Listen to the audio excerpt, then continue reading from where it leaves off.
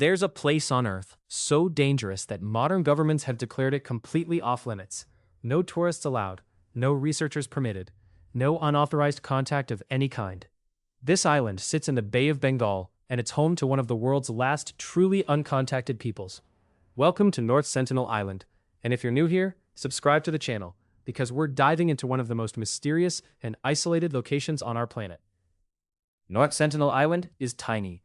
We're talking about roughly 5.5 square miles of dense jungle surrounded by treacherous ocean. It's part of the Andaman Islands, which belong to India, and yet the Indian government treats it almost like a separate world entirely. The island is so restricted that you can't even approach it without explicit permission, which almost nobody ever receives.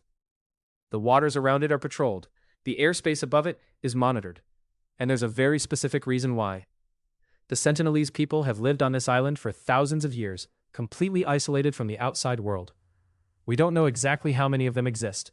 Estimates range anywhere from 50 to 400 individuals, but honestly, nobody really knows for certain.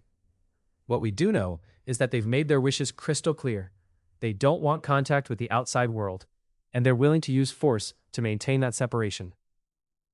The first documented encounter between the Sentinelese and the outside world happened in 1861. A British surveying ship called the Nineveh ran aground on the island's reef. The crew managed to escape, but not before the Sentinelese fired arrows at them. That was over 160 years ago, and the pattern has remained remarkably consistent ever since. Whenever outsiders approach, the Sentinelese respond with hostility. In 1981, an Indian oil tanker called the Primrose ran aground on the island's shores. The crew attempted to make contact with the inhabitants, hoping for assistance or at least peaceful interaction. Instead, they were attacked. Arrows rained down on the crew members, and they barely managed to escape back to their vessel.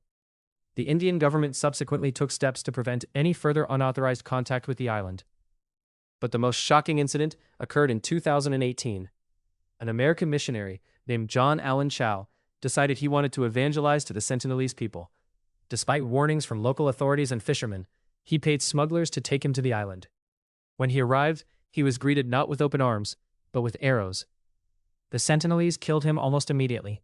His body was later recovered, but his death sent shockwaves around the world and sparked intense debate about contact, ethics, and indigenous rights. So why does this island remain so dangerous? Why haven't governments simply made contact and integrated the Sentinelese into modern society? The answer is actually far more nuanced and fascinating than you might initially think. First, there's the practical issue of disease. The Sentinelese have no immunity to modern illnesses. A simple cold could devastate their entire population.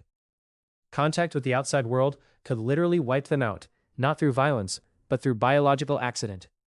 Second, there's the question of autonomy and human rights.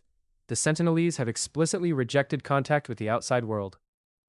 They've done so consistently for over a century and a half. Forcing contact upon them would be a violation of their fundamental right to self-determination. International law and various ethical frameworks protect indigenous peoples' rights to live as they choose, even if that choice seems incomprehensible to outsiders. Third, there's the practical reality of communication. We don't speak their language. We don't understand their culture. We don't know what they value or what they need. An attempted contact could easily be misinterpreted and lead to violence. The Sentinelese have made their position abundantly clear through their actions. They see outsiders as a threat, and they will defend their territory accordingly. The Indian government's approach has been to establish a no-contact policy. A perimeter has been created around the island, and boats are not permitted to approach without authorization. The Indian Coast Guard maintains regular patrols in the waters surrounding North Sentinel Island. Violating this boundary can result in significant legal penalties. The government is essentially protecting the Sentinelese from unwanted contact, while simultaneously protecting outsiders from the consequences of attempting that contact. But what's life actually like on North Sentinel Island? What do the Sentinelese do on a daily basis? Well, based on the limited observations that researchers have been able to make from a safe distance, we can piece together a basic picture. They appear to be hunter-gatherers. Evidence suggests they hunt wild boar, fish in the surrounding waters, and gather coconuts and other plant resources from the island's dense jungle. They build shelters from wood and leaves, and they craft weapons including bows, arrows, and spears. They seem to have a social structure, though we understand very little about it. They wear minimal clothing, which makes sense given the tropical climate. They have canoes, suggesting they're capable of fishing and potentially traveling between islands, though there's no evidence they actually do this regularly. They've demonstrated knowledge of fire, which they use for cooking and warmth. In many ways, they're living a lifestyle that humans lived thousands of years ago. Now, you might be wondering, couldn't scientists just observe them from a distance and study them without making contact? The answer is yes, and that's actually what has happened to some extent. Researchers have conducted aerial surveys using aircraft and drones. They've analyzed satellite imagery. They've interviewed fishermen and others who live near the island. They've pieced together what we know about the Sentinelese without actually speaking to them or landing on their shores. But even this limited observation has become controversial. Some argue that any observation, even from a distance, violates the Sentinelese's right to privacy and isolation. Others counter that understanding their population size and general well-being is important for their long-term survival. It's a genuine ethical dilemma with no easy answers. And if you're finding this genuinely fascinating, please hit like, because this kind of content takes serious research to put together.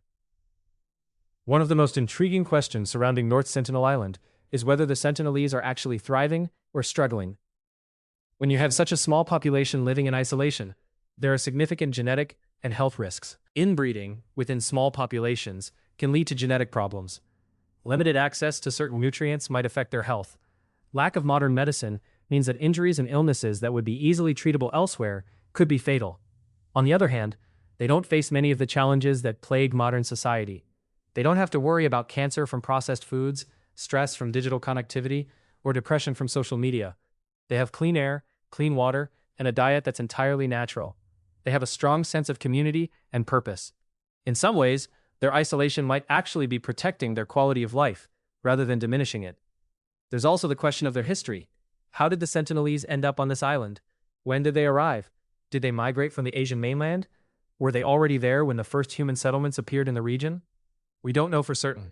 What we do know is that they're genetically distinct from other Andamanese groups, suggesting they've been isolated for a very long time. Some anthropologists believe the Sentinelese arrived in the Andaman Islands somewhere between 30,000 and 60,000 years ago, during periods when sea levels were lower and migration routes were different. Others suggest they might have arrived more recently. But the key point is that they've maintained their isolation for an extraordinarily long time, and that isolation has allowed them to develop their own distinct culture and society. The tragedy of John Allen Chow's death in 2018 brought international attention to North Sentinel Island, but it also raised important questions about responsibility and respect. Chow believed he was doing good work by trying to evangelize to the Sentinelese. From his perspective, he was trying to share what he believed was a spiritual truth. But he fundamentally disrespected the Sentinelese' clearly stated desire to be left alone. He put his personal mission above their expressed autonomy. After Chow's death, the Indian government doubled down on its protection of the island. Penalties for unauthorized contact were increased. Education campaigns were launched to inform people about the dangers and illegality of approaching the island. The message was clear. North Sentinel Island is off-limits, period. And that's actually the right approach, because it respects the Sentinelese' fundamental right to determine their own future. But here's where things get really interesting. In recent years, there's been growing scientific interest in the Sentinelese from a different angle. Not as a group to be studied or converted, but as a test case for understanding human behavior and society. What can the Sentinelese teach us about how humans naturally organize themselves? What does their society reveal about the fundamental structures of human culture? Without being able to directly study them, researchers have had to get creative. They've analyzed the artifacts that occasionally wash ashore. They've studied historical accounts and photographs taken from a distance. They've interviewed fishermen who've encountered the Sentinelese. They've used thermal imaging technology to detect population centers on the island. All of this has allowed us to build a picture of Sentinelese society without violating their autonomy. One of the most fascinating discoveries has been evidence of population fluctuations. Researchers have noticed that the number of Sentinelese appears to have increased over the past few decades. This suggests that despite their isolation, they're not in imminent danger of extinction. They're reproducing. They're surviving. They're maintaining their population at what appears to be a sustainable level. This is actually good news for their long-term survival. But there are still significant risks. A natural disaster could devastate the island. A disease outbreak could spread rapidly through such a small population. Climate change could affect the resources they depend on for survival. These are ongoing concerns that the Indian government takes seriously. which is why they maintain patrols and monitoring of the island, even though they don't interfere with the Sentinelese directly. Now let's talk about what would actually happen if, hypothetically, the Indian government decided to make formal contact with the Sentinelese. What would the process look like? Well, it would probably start with sending a carefully selected team of researchers and diplomats. They would approach slowly, with empty hands and no weapons. They would attempt to communicate through gestures and demonstrations of peaceful intent. They would probably bring gifts that seemed unlikely to cause offense, like fruit or water. But honestly, this would almost certainly end in violence. The Sentinelese have demonstrated repeatedly that they view outsiders as enemies. They have no reason to believe that these new arrivals have peaceful intentions. From their perspective, outsiders have only brought threats throughout their history. Making peaceful contact would require the Sentinelese to overcome centuries of learned distrust, which seems incredibly unlikely. Moreover, even if peaceful contact were somehow achieved, what would be the benefit? The Sentinelese don't want modern medicine. They don't want technology. They don't want integration into Indian society. They want to be left alone. Forcing contact upon them would serve our interests, not theirs. It would satisfy our curiosity, but at the cost of their autonomy and potentially their physical safety. This is why the current no-contact policy is actually the most ethical approach. It respects the Sentinelese as autonomous human beings, with the right to make their own decisions about their lives. It protects them from disease and other external threats. It prevents well-meaning outsiders from committing harm in the name of help. It's a policy grounded in respect and human rights, rather than exploitation. The story of North Sentinel Island raises profound questions about human nature, culture, and our relationship with the natural world. It challenges our assumptions about progress and development. It forces us to confront the possibility that not everyone wants what we have to offer. And that's okay. It suggests that there might be value in isolation, in small communities, in maintaining traditions and ways of life that predate industrial society. There's also a practical lesson here about respecting boundaries. The Sentinelese have established a clear boundary. Don't come here. And we as outsiders have a responsibility to respect that boundary. It's not our role to decide what's best for them. It's our role to respect their autonomy and allow them to live as they choose, even if we don't understand those choices. As we look toward the future, North Sentinel Island will likely remain as mysterious and isolated as it is today. The Indian government shows no signs of changing its protective stance.